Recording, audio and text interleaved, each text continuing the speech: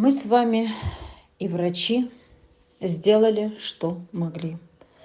Гамлета больше нет.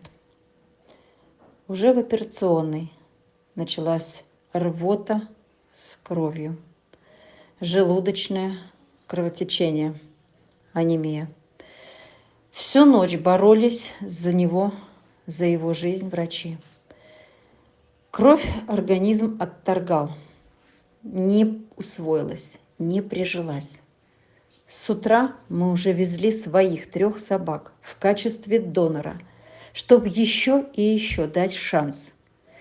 Нашли лекарство, которое просили привезти врачи срочно, и курьер должен был уже везти для свертываемости крови.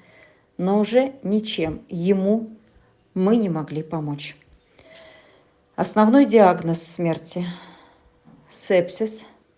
Вторая причина – желудочное кровотечение, а также, возможно, неправильно сделанный препарат в Якутске, который мог дать такую реакцию, предположили врачи.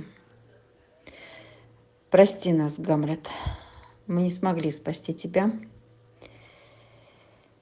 Мы благодарим всех неравнодушных, кто так желал выздоровления Гамлету, кто помогал финансово. Друзья, но мы не боги, и врачи тоже.